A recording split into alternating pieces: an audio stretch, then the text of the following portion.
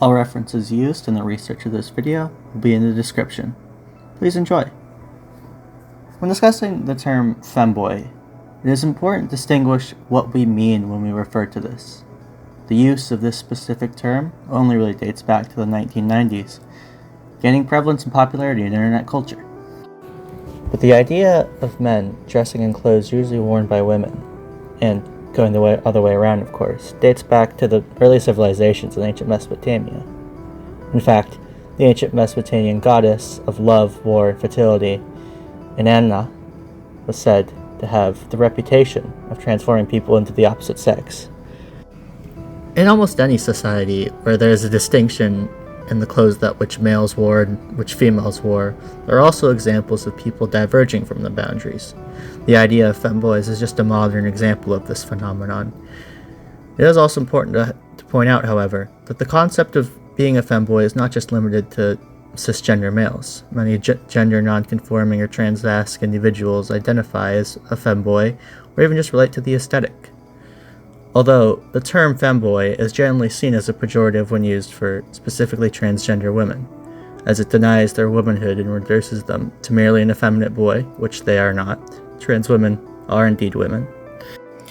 Femboys, a modern example of this forever long tradition of guys wanting to present more feminine, owes a lot of its influence to Japan's cross-dressing culture of otokonoko. The character Astolfo, for example, is a depiction of otokonokos and is basically the face of femboy culture.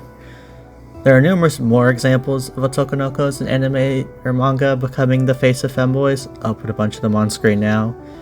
However, in order to fully learn about the main influence of femboys being the otokonoko, we need to go even earlier into Japanese history to find the first examples of when feminine men gained prevalence in their culture.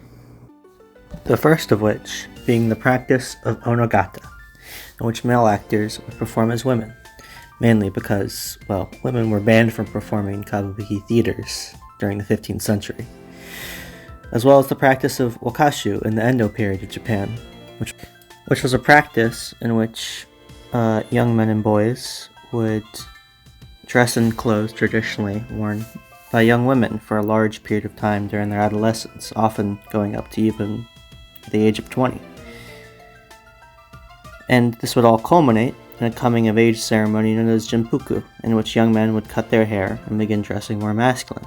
This practice ended in 1873, in part as a result of Japanese seclusion policy known as Sakoku, which was ended by the US and Commodore Matthew Perry forcing open its borders for trade in 1855. The new influx of Western influence caused a ban on the practice of wakushu, as it was now illegal for men to wear the same clothes as women, and vice versa.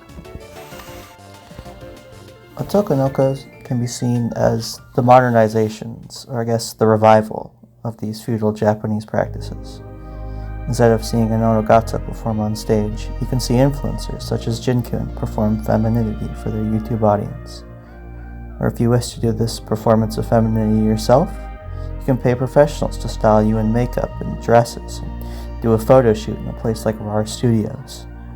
You can even meet fellow enjoyers or even participants of this subculture in a Tokonoko cafe like New Type. Femboys and otokonokos are very much connected, and the ideas of femboys that we have is often directly influenced by otokonokos. The history of femboys is also the history of otokonoko. Although one very important difference between these two concepts as identities is that otokonokos can encompass transgender women, while femboys did not. In the US, we also have a long and storied history of gender nonconformity and cross-dressing that has shaped the way we uniquely look at femboys. I might get more into that in another video, but for now, I would also like to argue that being a femboy is inherently a form of gender nonconformity, as gender is a performance, and femboys do not conform to the quote-unquote traditional performances of masculine men and feminine women.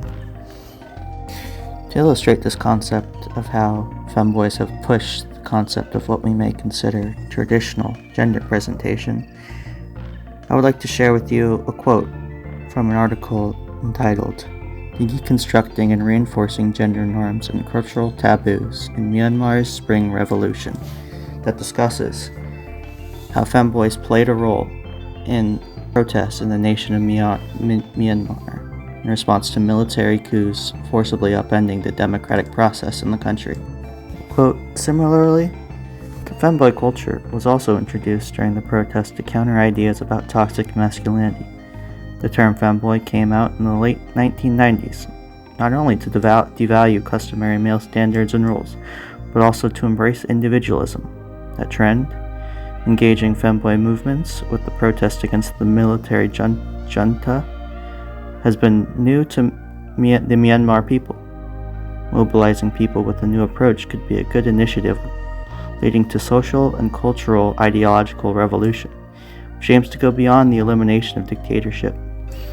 People also encouraged the adoption of femboy outfits to attract media attention. Based on the people's interest in femboy culture, the protesters also brought another creative idea, in which changing outfits and changing appearances between men and women, even those who did not themselves identify as a femboy. A report about the Spring Revolution entitled How Generation Z Galvanized a Revolutionary Movement Against Myanmar's 2021 Military Coup recorded the role of which one of these femboy protesters played in this movement. Quote, one protester, a femboy wearing a dress and apron, carried a sign in English that read, "Shoot me with the cum, not the gun." That's all. Thanks for watching.